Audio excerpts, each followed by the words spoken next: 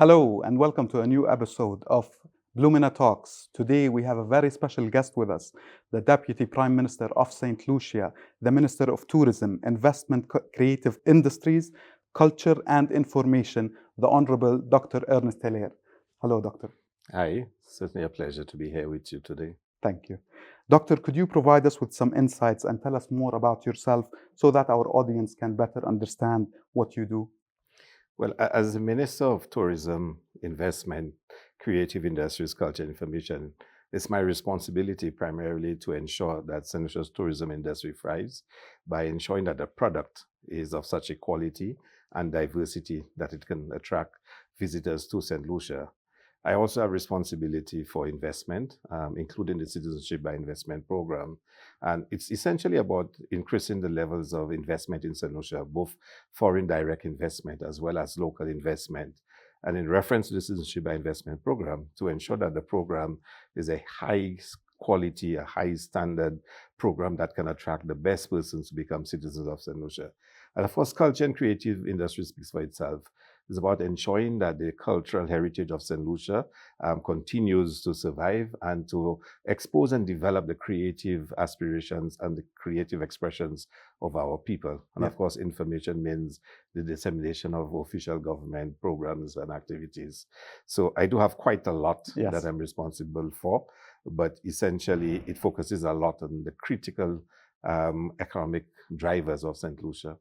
Doctor, I've been to St. Lucia, and I must say it's paradise over there. Could you paint a picture of what life in St. Lucia looks like for someone who has invested in citizenship? Well, as Minister of Tourism, it always gives me delight to speak about St. Lucia and what St. Lucia offers. I always start by saying that St. Lucia is a small island paradise, and an island of extraordinary beauty. But even more important, we have a people that you'd describe as the most hospitable, warm and welcoming people anywhere in the world. And as a society, we describe ourselves as a Creole society. We have that perfect mix of French and English.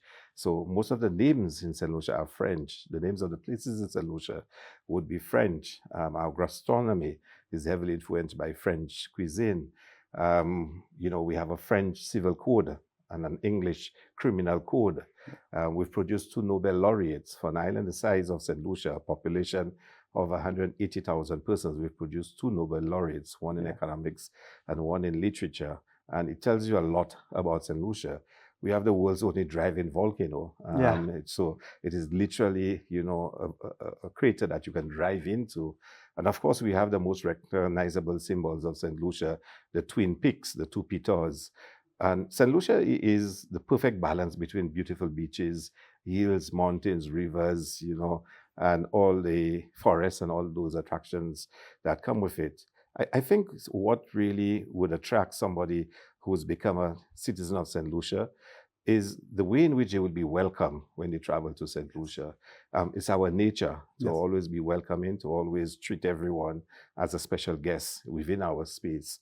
And of course, for the visitors, in that case, citizens, for them to enjoy what the island has to offer as a second home to themselves. And in some cases, we hope it can become their first home. That it's an island that would offer tremendous opportunities for somebody who wants to invest. And that's why in the Citizenship by Investment program, we speak of vibe, to visit, to invest, to build, to establish.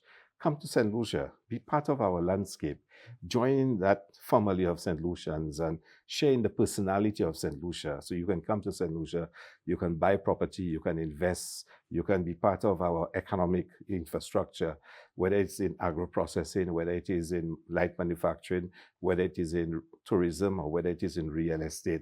So somebody who's just become a citizen of St. Lucia, I really invite you to come to St. Lucia and to explore the island and to see for yourself the extraordinary beauty the island has, a very vibrant culture, the different festivals and events we have throughout the year, the way we celebrate life. I mean, for us, life is a celebration, right? Life is about living. And you come to the island and you learn how to appreciate life in a totally different kind of way. It's becoming a honeymoon destination. Well, we have been voted for the last 14 years as the world leading honeymoon destination. And it tells you something about the island. The island has that capacity to seduce you to come over and over again. And we have so many repeat visitors because of the experiences that they get in the island. So if someone is looking to get married or to have the honeymoon, St. Lucia is the best place to be. Hopefully, I'll be lucky enough to visit again. I wish you the very best and Thank so they you. come back Thank again.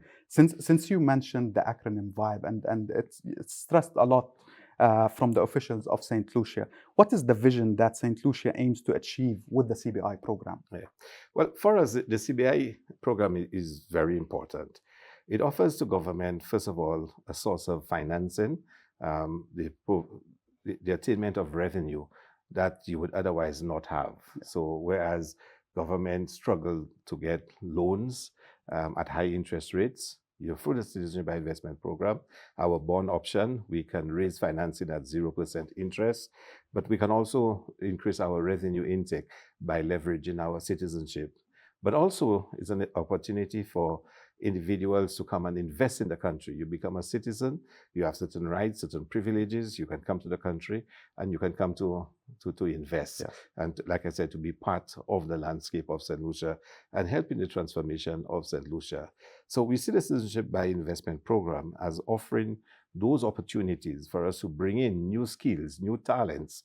Individuals who become citizens of St. Lucia who have special talents and special skills can come to St. Lucia, whether it's in medicine, whether it's in industrial technology, in whatever way you can come to St. Lucia and to be part of the landscape because you are now a St. Lucian. Absolutely. And of course, it raises revenue through the infrastructure option.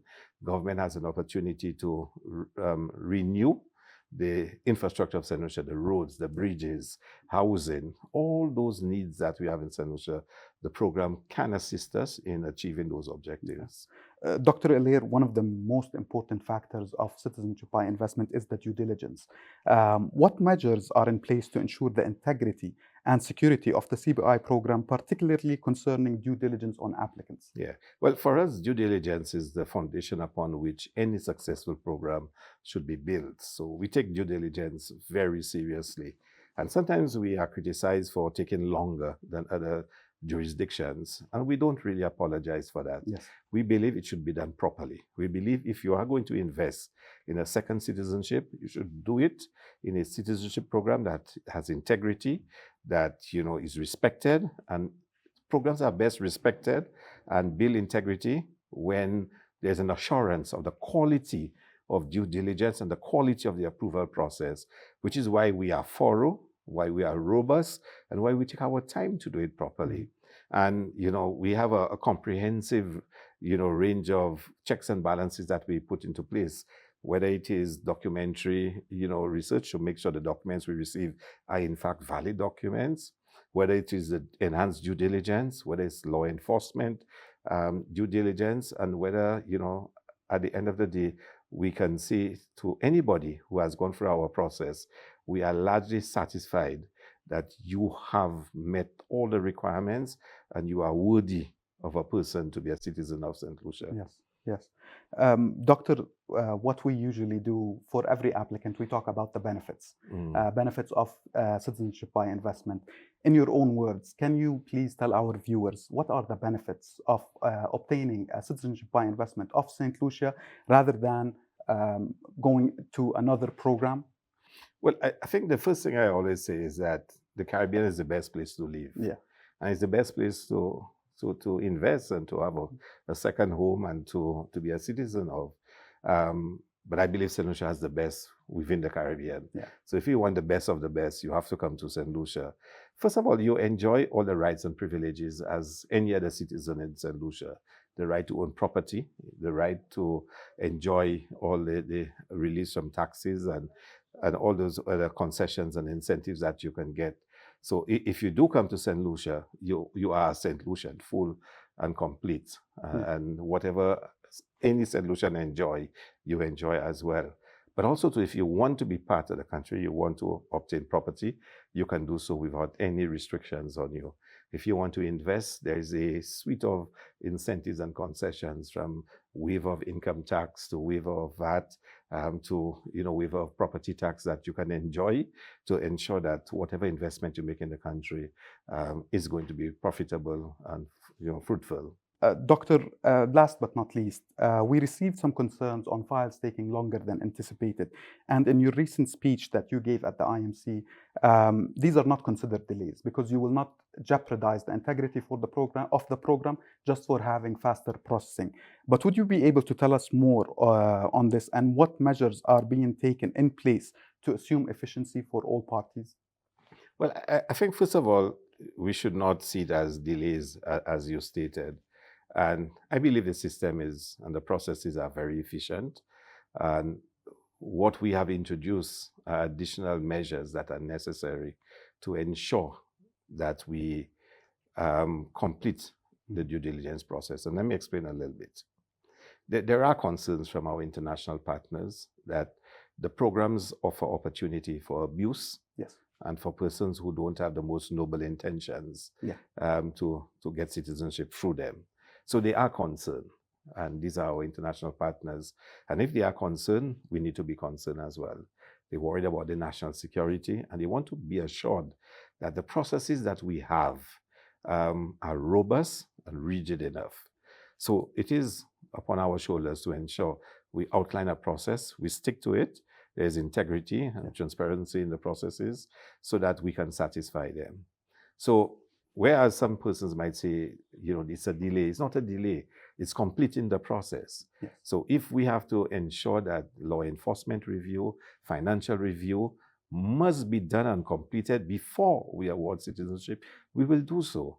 Because it is more important that we have a program that has integrity and is respected for the processes that are followed than one which is rushed and at the end of the day becomes questionable. Mm-hmm. We want persons, when they travel with our travel documents, whether as a citizen, a naturally born citizen, or a citizen by investment, that wherever you roam, wherever you go, when you present your travel documents, it's respected because it is known that this program is a program of integrity.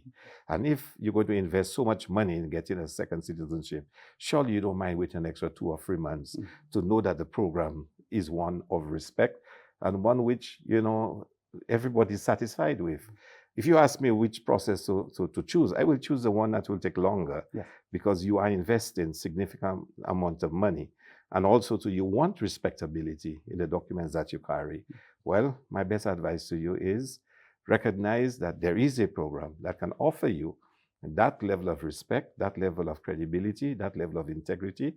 And it may take a couple months more or 3 months more, and to bear with that, but be satisfied that at the end of the day, you are part of a program and you've become citizen of a country that can boast of having a worthy program. It goes in both cases. So the applicants are investing in St. Lucia and St. Lucia are investing in their future citizens. They are, in a sense, And we also want to know we are accepting the best citizens. Absolutely. So on one hand, you want a program that has credibility and you can be proud of what you have, the citizenship that you got. And on the other hand, ourselves, we're confident that we have accepted the best persons, and our international partners also have confidence that we have followed a thorough process that can give them comfort. Absolutely. Dr. Elair, that's all the time that we have. I would like to thank you so much for accepting to do this interview with us, and we hope you enjoy your time here in Jordan. Thank you very much. Thank you, sir. All right. So stay tuned for another episode of Bluemina Talks. We are lucky to have the Honorable Dr. Ernest Elair with us today, and hope you enjoyed Bluemina Talks. Thank you.